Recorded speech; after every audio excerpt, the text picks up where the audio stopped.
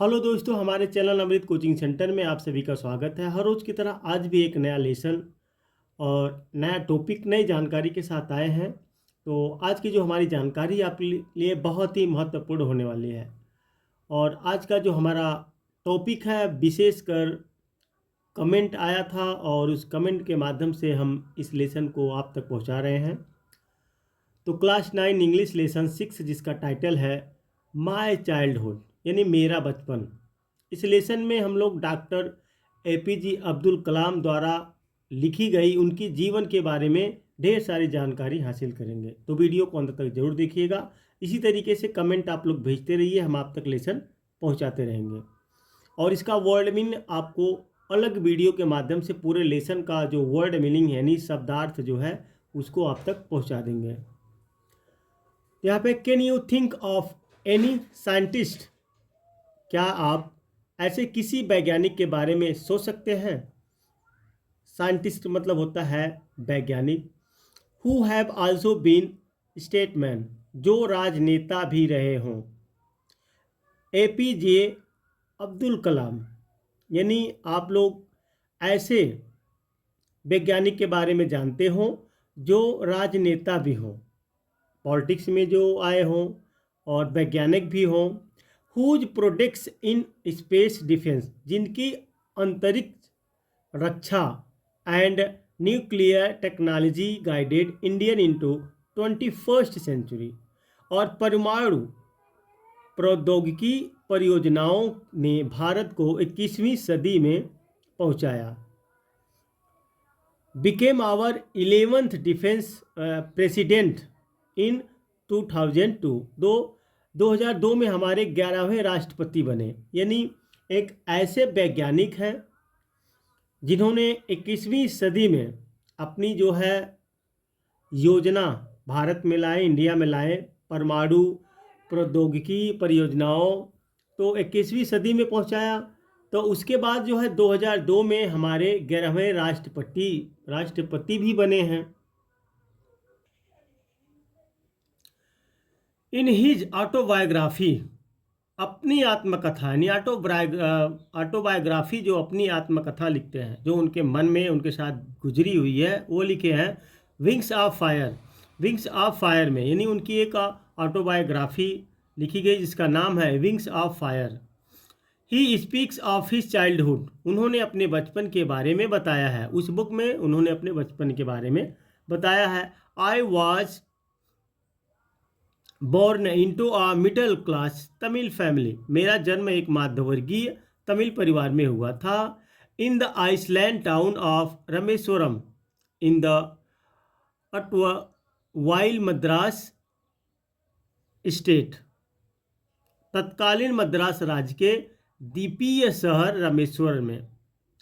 My father Jainulabdeen, मेरे पिता Jainulabdeen, had neither much formal education nor much wealth, के पास यानी उनके पिता जैनुल्लाब्दीन के पास ना तो ज़्यादा औपचारिक शिक्षा थी और ना ही ज़्यादा धन था। यानी एक मिडिल क्लास के परिवार, ऐसा परिवार जो केवल खा सकता था, जी सकता था, ऐसे जो परिवार में उनका जन्म हुआ था। ना तो उनके पास ज़्यादा एजुकेशन थी, शिक्षा थी, और ना ही उनके पास ज़्यादा धन था। डिस्पाइट दीज डिसएडवांटेज, इन कमियों के बावजूद भी, यानी उनके पास ना तो ज़्यादा शिक्षा थी, ना तो ज़्यादा धन था। ही possessed great innate wisdom and a true generosity of spirit, उनमें अद्भुत जन्मजात बुद्धि और सच्ची उदारता थी। कुछ भी नहीं था फिर भी। He had an ideal helpmate in my mother Ashiamma, तो मेरी माँ आसियम्मा उनके लिए एक आदर्श सहायिका थी, उनकी साथ देती थी।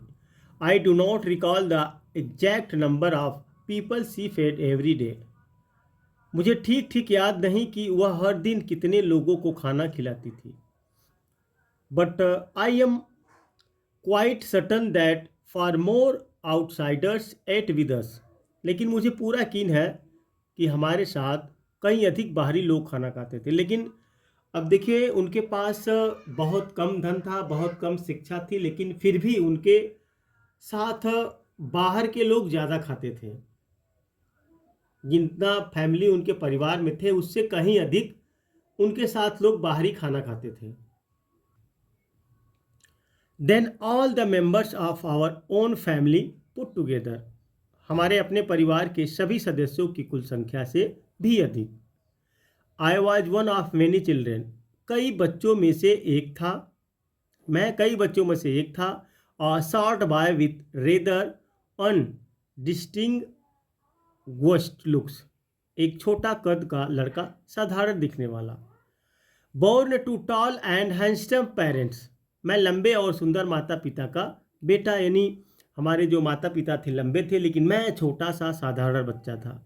We lived in our ancestral house, हम अपने पुश्तैनी घर में रहते थे। अब देखिए इसका मतलब होता है पुश्तैनी, एंसेस्ट्रल, पुश्तैनी जो पुरखों पुरानों का घर था उसमें रहते थे। Which was built in the middle of the 19th century, जो 19वीं सदी के मध्य में बना था, यानी 19वीं सदी में। It was a fairly large pucca house, यह चूना और यानी जो made of limestone and brick, यह चूना पत्थर और ईंट से बना एक काफ़ी बड़ा पक्का घर था। On the mosque street in Rameswaram, यह रामेश्वरम की मस्जिद गली में। My austere father used to avoid all inessential comforts and luxuries, मेरे सादगी पसंद पिता सभी अनावश्यक सुख सुविधाओं से दूर रहते थे। क्योंकि जीवन में सुखी रहना है तो अपनी इच्छाओं को कम कीजिए, तब आप सुखी रहेंगे। क्योंकि इच्छाएं जितनी आपकी बढ़ती जाएगी आपको उतनी परेशानी का सामना करना पड़ेगा। हाउ एवर, हालांकि all necessities were provide for in terms of mood, medicine और क्लॉथ्स, भोजन, दवा या कपड़ों जैसी सभी ज़रूरतें पूरी हो जाती थी। क्योंकि इच्छाएं कम, उन्होंने अपनी इच्छाओं को कम की थी, इसलिए उन्हें जो ज़रूरतों वाली वस्तुएं थे सभी पूरी हो जाती थी। इनफैक्ट, वास्तव में, I would say mine was a very secure childhood, मैं तो यही कहूँगा कि मेरा बचपन बहुत सुरक्षित था, बोथ मटीरियली एंड इमोशनली, भौतिक और भावनात्मक दोनों रूप से। The second world war broke out in 1939 when I was 8 years old, 1939 में जब मैं 8 साल का था द्वितीय विश्व युद्ध छिड़ गया। For reasons I have never been able to understand, मुझे कभी समझ नहीं आया कि किन कारणों से। और sudden demand for tamarind seeds erupted in the market, बाजार में इमली के बीजों की अचानक मांग बढ़ गई। जब युद्ध शुरू हुआ तो इमली की जो है बीजों की अचानक से सभी मांगे बढ़ गई। I used to collect the seeds, मैं बीज इकट्ठा करता, and sell them to a provision shop on mosque street, और उन्हें मस्जिद वाली गली की एक किराने की दुकान पर बेच देता। और डेज, एक दिन, collection would fetch me the princely sum of 1 anna, में यानी एक दिन में इकट्ठा किए गए बीजों से मुझे एक आना की भारी रकम मिल जाती थी।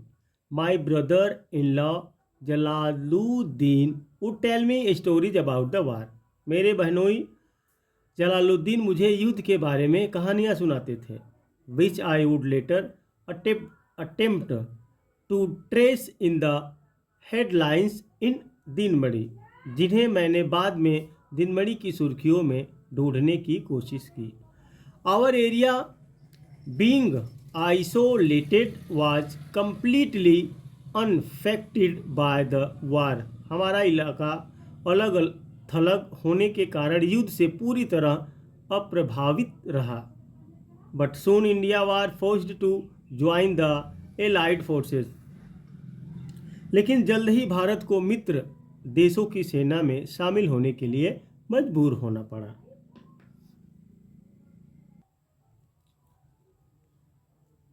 And something like a state of emergency was declared, और आपातकाल जैसी स्थिति घोषित कर दी गई। द फर्स्ट कैजुअल्ट, पहली क्षति, came in the form of the suspension of the train halt at Rameswaram station. Rameswaram station पर ट्रेन के ठहराव को स्थगित करने के रूप में हुई। The newspapers now had to be bundle, अब अखबारों को बंडल में बांधना पड़ता था, क्योंकि पहले रामेश्वरम स्टेशन पर गाड़ी रुकती थी, अब जो है वहाँ पर नहीं रुकती थी, तो इसलिए जो है बंडल बांधना पड़ा। And thrown out from the moving train on the Rameswaram road, और रामेश्वरम रोड पर चलती ट्रेन से बाहर फेंकना पड़ा। बिटवीन रामेश्वर एंड धनकोडी, रामेश्वर और धनकोड के बीच, that first my cousin Shamsuddin, इससे मेरे चचेरे भाई शमसुद्दीन। तो अब इसके आगे की कहानी आप लोग को पार्ट 2 में पढ़ाएंगे, क्योंकि लेसन थोड़ा बड़ा है तो लंबा हो जाएगा। उम्मीद करते हैं कि यहाँ तक आप लोग को काफ़ी समझ में आएगा। पढ़ते रहिए और आगे बढ़ते रहिए। फिर मिलेंगे अगली वीडियो के साथ।